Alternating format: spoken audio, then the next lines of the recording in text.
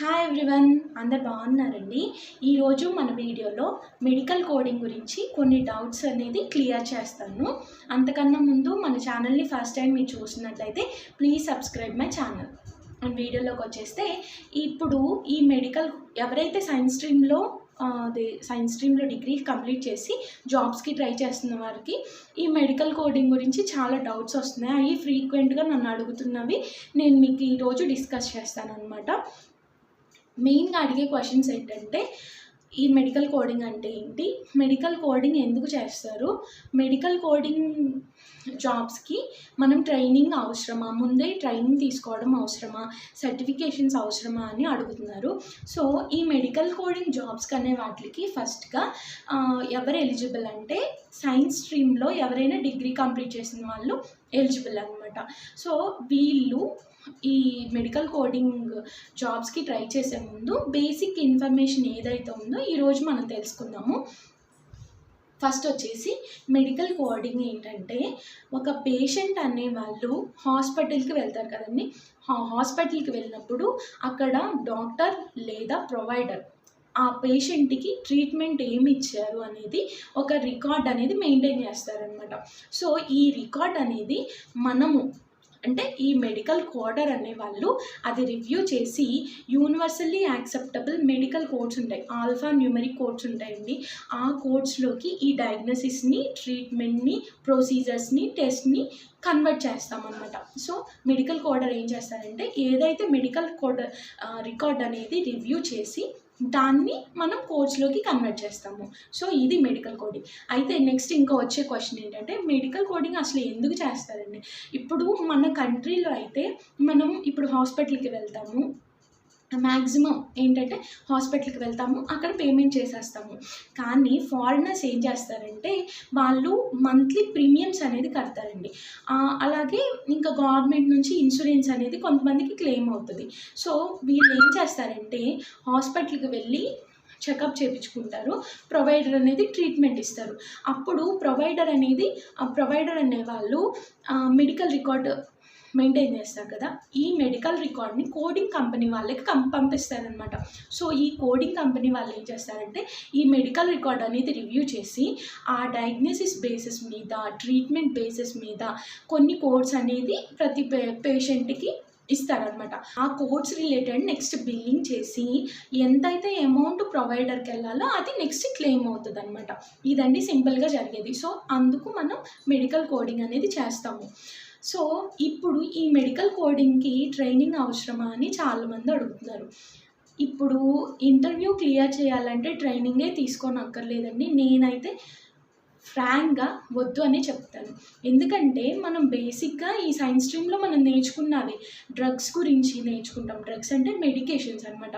Medications classification నేర్చుకుంటాము. Next అదేంటి mode of action నేర్చుకుంటాము. వాటి ఫార్మకలాజికల్ యాక్షన్ నేర్చుకుంటాము. ఇది తెలిస్తే డిసీజెస్ గురించి అంటే అవగాహన, అంటే కొంచెం బేసిక్ ఇన్ఫర్మేషన్. ఇప్పుడు హైపర్ టెన్షన్ ఉందండి. హైపర్ టెన్షన్ అంటే ఏంటంటే, బాడీలో మనిషికి ఉండాల్సిన బ్లడ్ ప్రెషర్ కన్నా ఎక్కువ ఉండడం. హైపోటెన్షన్ అంటే తక్కువ ఉండడం. ఇది ఇప్పుడు నార్మల్గా ఉంటే ప్రాబ్లం ఏమి ఉండదు, అది ఎక్కువైనా తక్కువైనా ప్రాబ్లం కదా. సో అది అనేది మనకి ఐడియా ఉండాలన్నమాట. నెక్స్ట్ ఈ హైపర్ టెన్షన్కి ఏ డ్రగ్స్ ఇస్తాము, ఆ డ్రగ్స్ ఎలా యాక్ట్ చేస్తాయి, ఓకేనా. ఇంతవరకు తెలిస్తే మనకి మ్యాక్సిమం మనం క్లియర్ చేసేయచ్చు అనమాట. సో రిపీటెడ్గా ఈ ఇంటర్వ్యూలో మనల్ని అడిగే క్వశ్చన్స్, ఏ డయాగ్నోసిస్ రిలేటెడ్ క్వశ్చన్స్ అడుగుతారో నేను చెప్తాను, నోట్ చేసుకోండి. ఫస్ట్ హైపర్ లిపిడిమియా అంటే లిపిడ్ డిజార్డర్స్. హైపర్ లిపిడిమియా అంటే ఏంటి, మిక్స్డ్ అంటే ఏంటి, కొలెస్ట్రాలేమియా. సో అవన్నీ నేర్చుకోవాలన్నమాట. నెక్స్ట్ ఒక్కొక్క సిస్టమ్కి వచ్చి ఒక్కొక్కటి అనమాట. ఇప్పుడు రెస్పిరేటరీ సిస్టమ్ ఉందనుకోండి, దానిలో ఏంటి ఆస్తమా అంటే ఏంటి, సిఓపిడి అంటే ఏంటి, బ్రాంకైటిస్, నెక్స్ట్ సైనసిటిస్, ఇలాగా కొన్ని డిజార్డర్స్ గురించి మనం తెలుసుకుంటాం అనమాట. నెక్స్ట్ ఇప్పుడు ఎండోక్రైన్ సిస్టమ్ రిలేటెడ్ అనుకోండి, డయాబెటీస్ అంటే ఏంటి, టైప్స్ ఆఫ్ డయాబెటీస్ ట్రీట్మెంట్ ఏంటి, డయాబెటీస్ టెస్ట్ అంటే డయాబెటీస్ ఉందా లేదా అని టెస్ట్ చేస్తాం కదా, బ్లడ్ టెస్ట్, అది బ్లడ్ టెస్ట్, ల్యాబ్ టెస్ట్ ఏం చేస్తాము, ఇది idea. Next cancers, types of cancers, solid cancers, liquid cancers. Solid cancers అంటే వాటికి ట్రీట్మెంట్ ఎలా ఉంటుంది, లిక్విడ్ క్యాన్సర్స్కి ట్రీట్మెంట్ ఏంటి, ఓకేనా. అలా అలా అనేది మనకి ఐడియా ఉండాలన్నమాట. నెక్స్ట్ ఇవి రుమటాయిడ్ ఆర్థరైటిస్, పెయిన్ మెడికేషన్స్ ఇస్తాం కదా, ఎలాగో ఫీవర్ వస్తే ఏం మెడికేషన్ ఇస్తాము, చిల్స్, కఫ్, ఇలాగా పేషెంట్కి అంటే ఇప్పుడు చిన్న పిల్లల నుంచి పెద్దవాళ్ళ వరకు ఏ డిసీజెస్ అనేది వాళ్ళకు వస్తున్నాయో దానికి ట్రీట్మెంట్ అనేది మినిమం నాలెడ్జ్ అనేది ఇంపార్టెంట్ అనమాట. అయితే ఫ్రీక్వెంట్గా అడిగే క్వశ్చన్స్ అయితే మాత్రం మయోకార్డియల్ ఇన్ఫాక్షన్ అడుగుతారు. ఇప్పటి వరకు నేను చెప్పినవి కాకుండా ఇంకా మయోకార్డియల్ ఇన్ఫాక్షన్ అడుగుతారు, దాని టైప్స్ అడుగుతారు, పల్మనరీ ఎంబోలిజం అడుగుతారు. ఎందుకంటే ఇవన్నీ స్ట్రోక్, డీవిటీ ఇవన్నీ ఏంటంటే ఎక్యూట్ కండిషన్స్ కదా, అవి కూడా అడుగుతారు అనమాట. సో వాటి ట్రీట్మెంట్ లైఫ్ థ్రెటనింగ్ కండిషన్స్ కదా. సో ఇంకా డయాలసిస్, సీకెడి, క్రానిక్ రీనల్ ఫెయిల్యూర్, ఇలాగ డిసీజ్, అలాగా సీకెడి రిలేటెడ్ అంటే కిడ్నీ రిలేటెడ్ అంటే అవి వస్తాయి అనమాట. డయాలసిస్ ఎందుకు చేస్తాం, ఆక్సిజన్ డిపెండెన్స్ ఎందుకు వస్తాయి, ఇలాగ అసలు మినిమం. ఇప్పుడు ఆస్తమా ఉందండి, ఆస్తమా ఉన్న పేషెంట్కి ఆక్సిజన్ పెట్టేరుగా, రెస్పిరేటరీ ఫెయిల్యూర్ అయిన వాళ్ళకి ఆక్సిజన్ వాళ్ళు అనేది డిపెండ్ అనేది అవుతారు. ఇప్పుడు కిడ్నీ స్టోన్స్ ఉన్నాయనుకోండి, వాళ్ళకి డయాలసిస్ అనక్కర్లేదు కదా. ఎప్పుడైతే వాళ్ళ సిస్టమ్ అనేది ఫెయిల్యూర్ అయిపోతే అప్పుడు మనం ఆ డయాలసిస్ ఇస్తాం. అలాగా మనకి మినిమం నాలెడ్జ్ అనేది ఉండాలన్నమాట, ఏది డిసీజెస్ మీద అండ్ మెడికేషన్స్ మీద. అలా అని మొత్తం నేను ప్రిపేర్ అవ్వమని చెప్పను, మెయిన్గా కొన్ని చెప్పాను, వాటి గురించి ప్రిపేర్ అవ్వండి. ఇవే ఇస్తారని కూడా చెప్పను, రిపీటెడ్గా కామన్గా అడిగేవి. నెక్స్ట్ హెమిప్లీజియా, క్వాడ్రిప్లీజియా, పెరాలసిస్, ఇవన్నీ మళ్ళీ అదొక కంటెంట్. సో ఇలా అనమాట. ఇప్పుడు గైనకాలజీ ప్రాబ్లమ్స్, నెక్స్ట్ ప్రెగ్నెన్సీకి డెలివరీ రిపోర్ట్స్ వస్తాయి అవి, ఇంకా అలాగా చిన్నపిల్లల నుంచి ముసలివారి వరకు చెప్పుకున్నాక అట్లాగా ఏ రిపీటెడ్గా వచ్చే డయాగ్నోసిస్ ఏంటి మనకి మెయిన్గా బేసిక్ నాలెడ్జ్ ఉంటే సరిపోతుందండి. అయితే నేను ట్రైనింగ్ వద్దనడానికి ఇంకొక కారణం ఏంటంటే, ఇప్పుడు ట్రైనింగ్ మనం తీసుకుంటాము కానీ ఎప్పుడైతే మన ఇంటర్వ్యూ అనేది క్వాలిఫై అవుతాం కదా, క్వాలిఫై అయ్యాక కూడా ఏ కంపెనీలో అయినా కానీ ఫస్ట్ మనం క్వార్టర్కి ట్రైనింగ్ అనేది ఇస్తారు. ఎందుకంటే బేసిక్ నాలెడ్జ్ అనేది కావాలి కాబట్టి ఈ డిసీజెస్ గురించి చెప్తారు, నెక్స్ట్ కోడింగ్ గురించి కూడా చెప్తారు. ఇప్పుడు ఇంజనీరింగ్స్ అని ఉంటుంది, దాన్ని ఎలా లీడ్ చేయాలి, కోడ్స్ ఎలా లీడ్ చేయాలి, ఆ కోర్స్ దీనికి ఎలా అసైన్ చేయాలి, మోర్ స్పెసిఫిక్ ఏంటి, లెస్ స్పెసిఫిక్ ఏంటి. ఇప్పుడు హార్ట్ ఫెయిల్యూర్ ఉందండి, హార్ట్ ఫెయిల్యూర్ ఏమో less specific, chronic diastolic heart failure ఏమో మోర్ స్పెసిఫిక్ కదా.